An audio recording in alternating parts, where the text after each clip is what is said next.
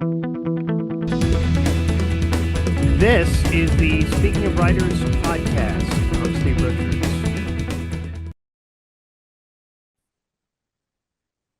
This is the Speaking of Writers podcast. I'm Steve Richards. On this episode, it is Nick Baeta, Canadian author of the Atlantian Chronicles, Fight for Survival. Nick's debut YA fantasy thriller introduces us to Bryce Hillcrest, an ordinary teenager whose life explodes after a fight with his school bully, leads him into a dangerous clash with a shadowy group known only as Unity.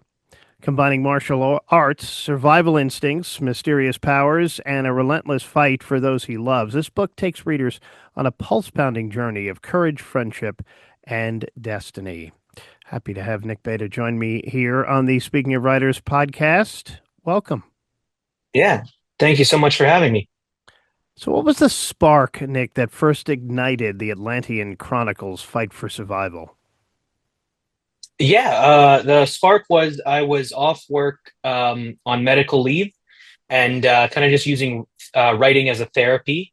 And it just progressed from there. I was able to kind of find that spark actually scrolling through YouTube videos just on historical events and everything like that. And came across a short video on Plato's interpretation of Atlantis. And it just kind of that was the kind of the spark that ignited the fire that was eventually the Atlantian Chronicles.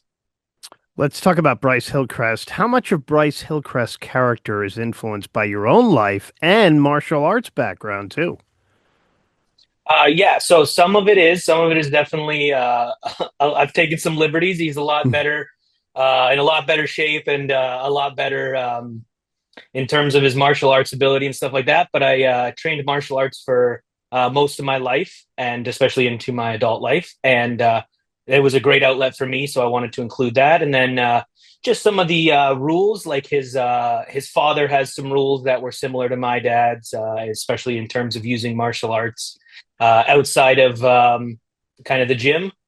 But so a lot of it was influenced by that, and then just my passion and hobbies, different things like playing video games and kind of first-person shooters and enjoying different things like that were definitely influenced, and then his group of friends as well.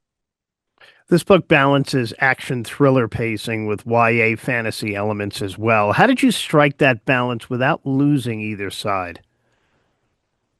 I just kind of wrote how I felt and kind of followed it through and took time to sit and think like, what was the next step? Okay, where are these characters in the world while this is going on? And just kind of used it to kind of combine both in a balance where I had moments where I was like, okay, we just had a very high peak moment in the thriller.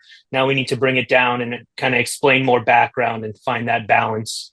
Through reading a lot of YA when I was younger and even into my young adult age. And then also combining that with my love of like film and pacing and understanding stories that way as well. Nick, I mentioned this in the introduction. This mysterious group, not to give away too much here, Unity, Mhm. feels very ominous. What inspired them, and do they represent something bigger in the real world?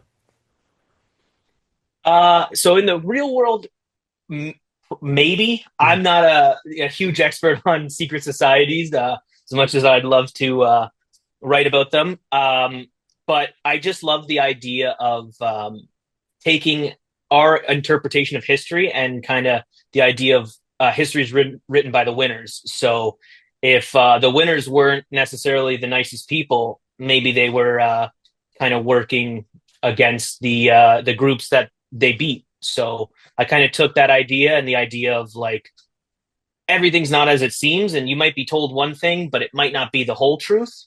And I built it off of that. Let's talk about your world building process with this book. Did you map things out beforehand, or did it grow as you wrote the book? So I mapped a little bit out, and then I took kind of real life events and different things that kind of sparked that interest for me, and kind of where like I would be like driving, and then I would have like be listening to a song and have an idea, and I'm like, okay, the moment I'm pulling over, like the moment I stop this car, I'm getting out and I got to write this idea down. And it just went from there. So I would have like moments of pacing or moments where I was like, okay, I really need to get to this point because I have a great idea. But yeah, it wasn't fully planned out. I had like little beats I wanted to hit, but nothing was fully planned out from the start. And I kind of built it as I went. And then even when I finished, I went back and I was like, oh, I like how I ended it here, but to end it here, I have to go back and fix this part. So there was kind of that a couple Yeah. times, but Bryce has to adapt quickly and rely on both inherited skills and newfound powers as well. What themes did you most want readers to take away from his journey? um, just to kind of be yourself and find what matters to you and fight for that. It doesn't have to necessarily be against a secret Mm. government group by any means, but just find what you enjoy and what means enough to fight for you, and then have and do that, and make sure you have good friends and good people around you. That was the main goal. Just that, and enjoy the process. It's enjoy the journey. It's not always about where you end up. You've mentioned in the past authors like Riordan, and Jack Carr as inspirations. What did you borrow or learn from their approaches that shaped your own style?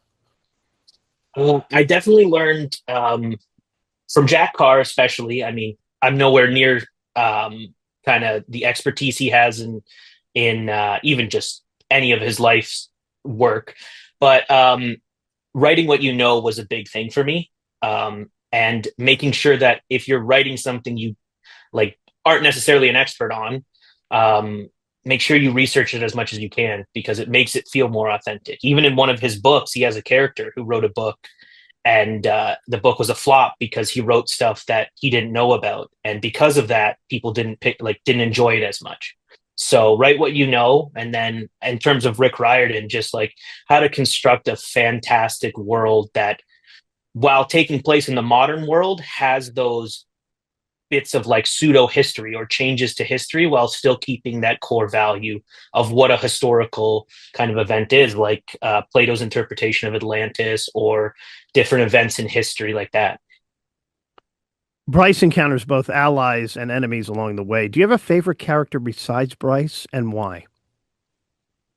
A favorite character besides Bryce, I mean, Bennett's a fantastic character, and I like making sure that like um, females are represented in the writing as well, and not just as like a damsel in distress, but like she has other things she does, and she has skills that help Bryce and get him out of situations that he wouldn't have been able to escape otherwise. So I think definitely Bennett, and developing her story as well, from being like the kind of typical American teenager girl next door to what she becomes further down the line and how she helps Bryce was a huge thing for me. So she's definitely up there. And then I mean, everyone loves a good villain, so like the main kind of villains in it, and the just the group of Unity as a whole. I know it's not necessarily a character, but that idea of like a big corporation that kind of controls everything is a really cool idea to take bits and pieces of and stuff like that. What was the biggest challenge in getting this book from idea to finished novel? I think just understanding that, like becoming comfortable really with putting myself out there. Like I wrote it and I was like, okay, like I wrote it, but I was really nervous, even just like having like friends and family. I like sent a couple friends the manuscript and I was like, what do you think of this? And just like, I was so nervous that they were going to be like, this is terrible. You don't know what you're doing.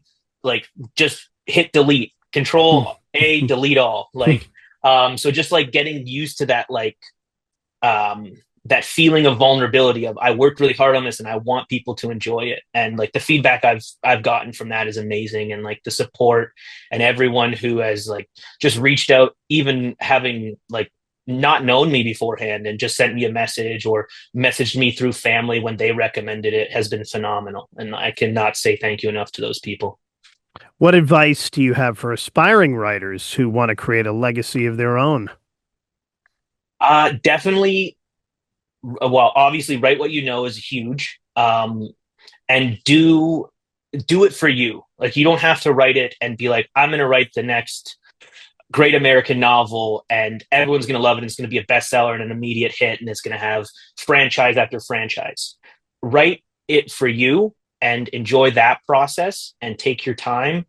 And it don't listen to anyone who has anything that's going to like break you down. Obviously listen to criticism, but don't let the naysayers stop you. Write it for you and just get it written. It can go through 100 different rewrites, but I found like I would write a chapter and then a day later delete it all and have to rewrite it. So just follow the process, find your way. Like mine is putting music on 5% in my ears so that whenever I stop writing for a minute, sometimes the music beats or a moment or a lyric from the words. But find what your process is, write what you know, and just enjoy the process. It is a process and it's a long process, but as long as you're enjoying it and you're happy with, at the end of the day, what you put out, that's all that matters. How do you manage the discipline of writing alongside everyday life in this distracted world? It's tough. I know some people who kind of have the idea that a writer has to write every day. And growing up, I had teachers who told me that. And so when I started my writing process, I wasn't writing every day. So I constantly thought like, I'm not a writer. I can't be a writer because I'm not writing every day. But I eventually discovered that although I wasn't maybe putting pen to paper, I was finding some moment every day to put an idea down or come up with something, finding something that meant something to me. But I definitely go through waves where I'll write like, I'll be obsessed with writing and like binge writing for 2 weeks straight. Every day I'm coming home from work, I'm kind of having dinner and then writing immediately every moment that I'm not kind of busy. And then I'll go 3 weeks without writing. So it's a tricky balance. I have not necessarily found my perfect balance yet, but I've found what works for me. And it's just I kind of gamify it a bit. I trick my brain. I have glasses that I only wear when I write. And I have like certain spots in my house where I sit, and that's kind of, if I'm not sitting there and writing, I don't even touch the couch, like the couch cushion, because it kind of just tricks my brain into making it work for me. But that, and just I set my phone down and I kind of unplug and focus on just that. But it's a balancing act for sure. This is a series. How much of the series do you already have planned? And do you know the ending, or are you discovering it as you go? So I would probably say 2/3 of it planned. Loosely, it's subject to change. But I have the majority. I have kind of the different beats, but I don't necessarily know how I'm going to get to the end. I just kind of have like this is where I will end it point. But the distance between there's a bunch of points that I don't have fully fleshed out yet. But I definitely know where it's going to end, and obviously I know where it started. So, all right. Well, this book, The Atlantian Chronicles: Fight for Survival, is available now. You can get it at MiltonandHugo.com, Amazon, Barnes & Noble, and if you're in Canada, where Nick is based, Indigo.ca in Canada. The book is available there too. So if you love action-packed YA fantasy with heart, mystery, and nonstop momentum, definitely check this one out. Nick, thank you so much for joining me today. And thank you for having me. A look inside here, the Atlantian Chronicles: Fight for Survival. It's clear that this is just the beginning of an epic journey for both Bryce Hillcrest and for your readers as well. Thank you so much. And this is Have a great day. You too. This is the Speaking of Writers podcast. I'm Steve Richards. Thank you for watching. This is the Speaking of Writers podcast. I'm Steve Richards.